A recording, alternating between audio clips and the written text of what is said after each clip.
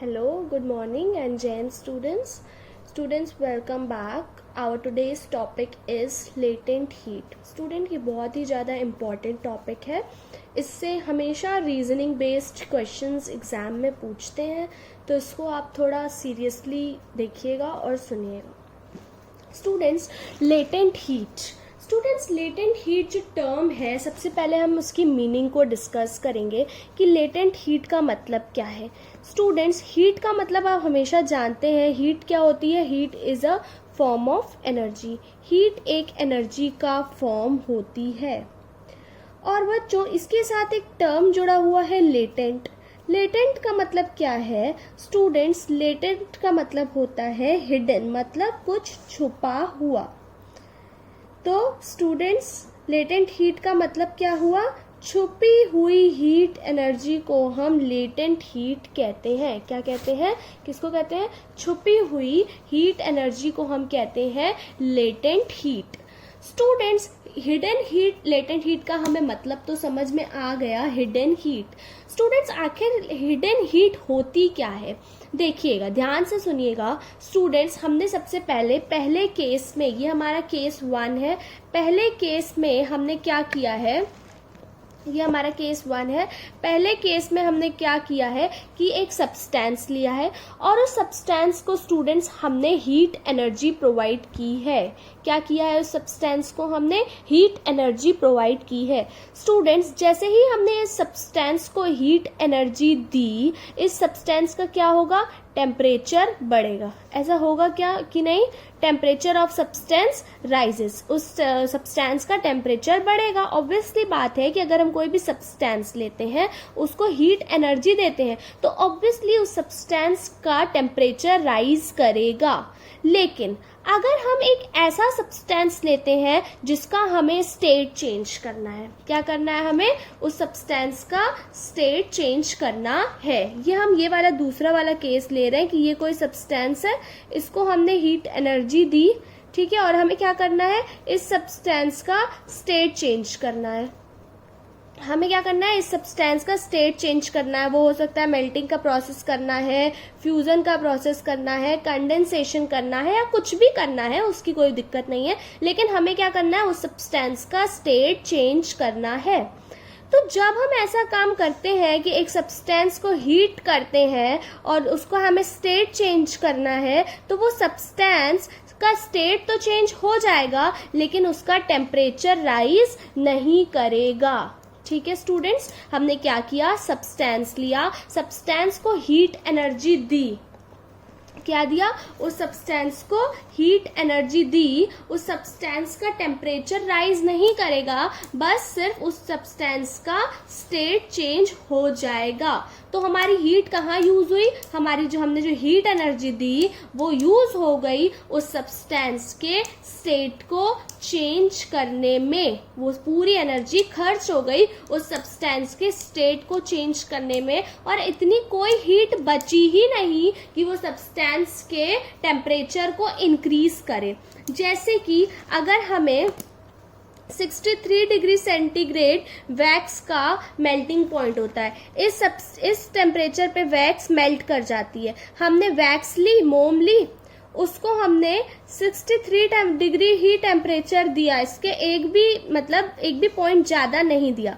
तो क्या होगा? ये वैक्स मेल्ट हो जाएगी, मेल्टेड वैक्स बना देगी. तो क्या ये जो मेल्टेड वैक्स है उसका टेम्परेचर बढ़ जाएगा? मान लो ये वैक्स थी 27 डिग्री सेंटीग्रेड पे, तो क्या ये इस वैक्स का टेम्परेचर 28 हो जाएगा? ये टेम्परेचर उसमें ऐड हो जाएगा? नो. Answer is no.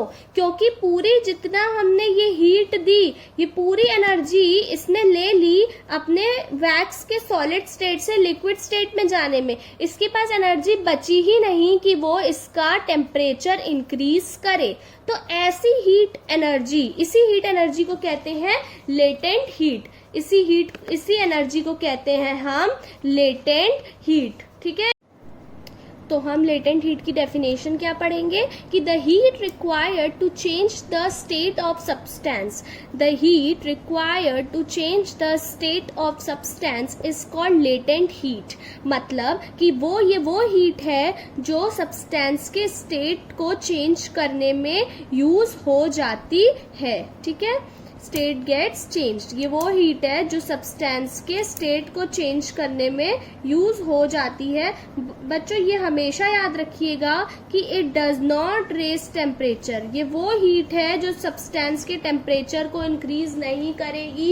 ये फैक्ट है, हमेशा याद रखिएगा कि अगर हम किसी सब्सटेंस को उसकी लेटेंट हीट देते हैं ताकि उसका स्टेट चेंज हो जाए, तो वो हीट सब्सटेंस के टेम्परेचर में कोई बदलाव नहीं लेकर के आएगी, सिर्फ उसके स्टेट को चेंज करेगी। ओके स्टूडेंट्स, अब हमें एक क्वेश्चन आता है, ये हमेशा आप एक क्वेश्चन याद रखिएगा, हमेशा मतलब अक्सर आता है, why latent heat does not cause a rise in temperature.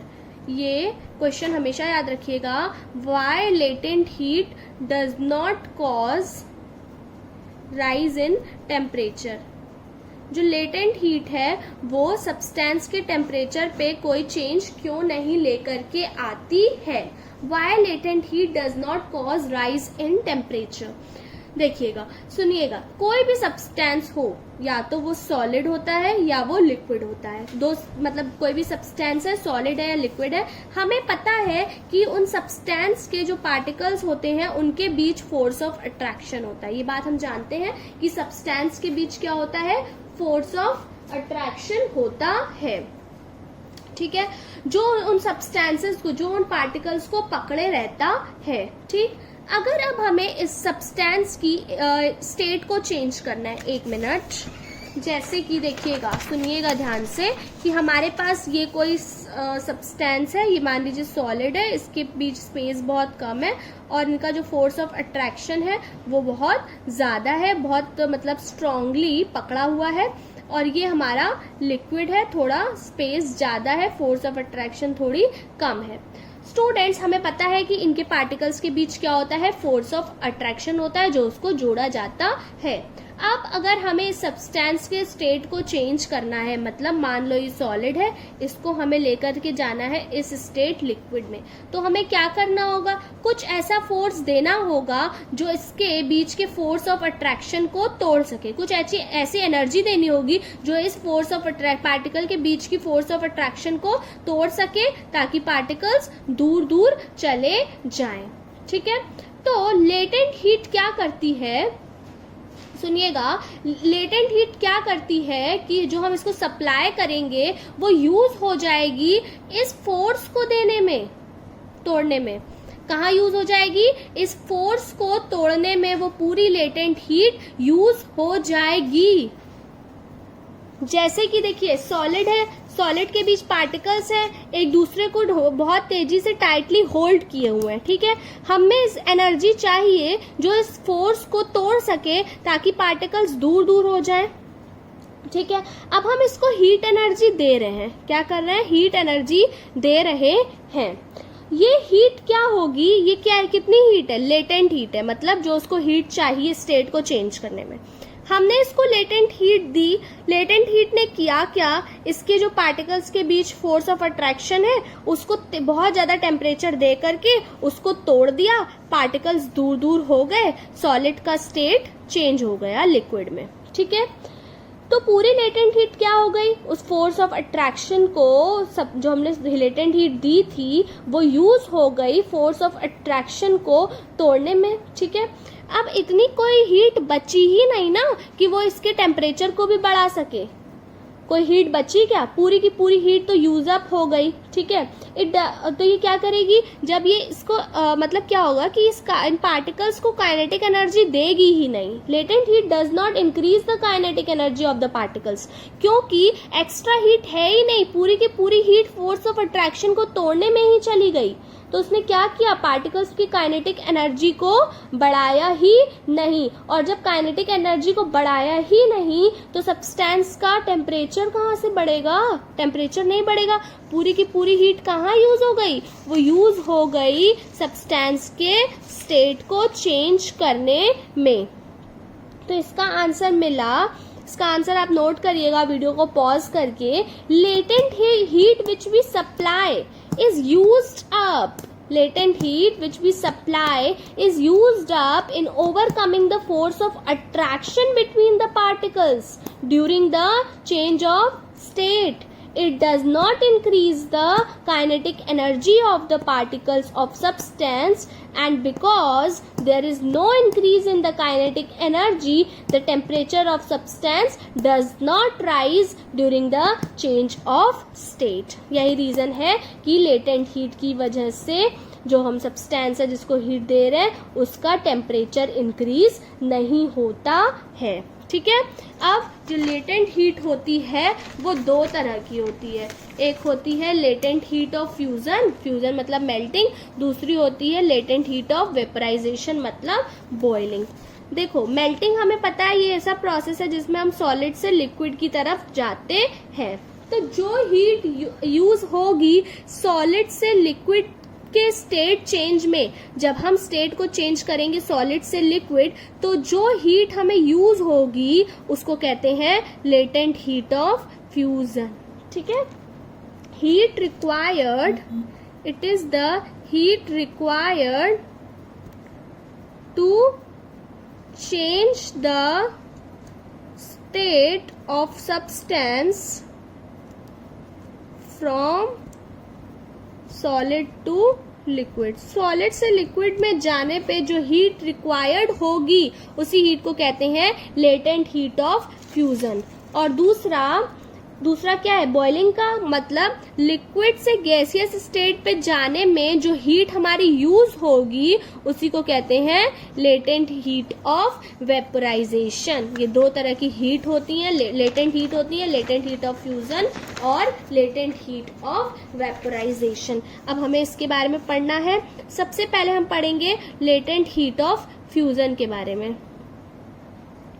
इसके बारे में, लेटेंट हीट ऑफ फ्यूजन के बारे में हम सबसे पहले पढ़ेंगे। स्टूडेंट देखिएगा, ये हमें पता है लेटेंट हीट ऑफ फ्यूजन क्या है कि अगर हमें सॉलिड से लिक्विड स्टेट में जाना है तो हमें कुछ हीट चाहिए होगी इस काम को करने के लिए।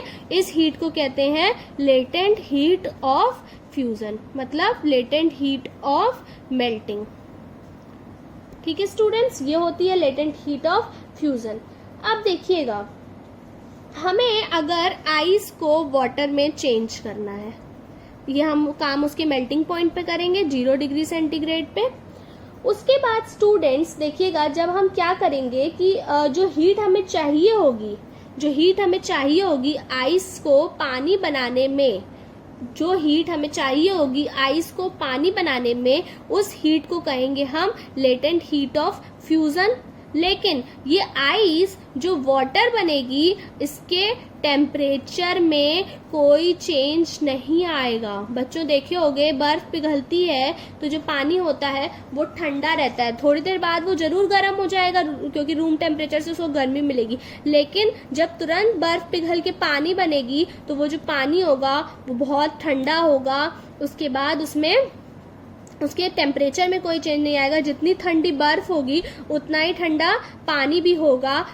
पानी में कोई टेम्परेचर चेंज नहीं होगा, सिर्फ फर्क यही होगा कि आइस सॉलिड स्टेट में रहेगी, लेकिन जो वाटर बनेगा वो स्टेट चेंज होकर के क्या बन जाएगा, लिक्विड बन जाएगा। यही होती है लेटेंट हीट ऑफ फ्यूजन, जिसने स्टेट तो चेंज कर दिया लेकिन टेम्परेचर में कोई चेंज नहीं लाया। ठीक है, उसके बाद लेटेंट हीट ऑफ फ्यूजन की एक बहुत ही इंपॉर्टेंट डेफिनेशन एक और होती है। याद रखिएगा कि ये हीट है, latent heat of fusion amount of heat है जो कि, जैसे देखो 1 किलो सॉलिड है मेरे पास, 1 किलो सॉलिड है, इसको लिक्विड बनाना है। 1 किलो सॉलिड है, इसको क्या बनाना है, लिक्विड बनाना है। तो कितनी हीट चाहिए होगी ताकि 1 किलो सॉलिड लिक्विड स्टेट में चेंज हो जाए, उसी को बोलते हैं latent heat of fusion. Amount of heat required to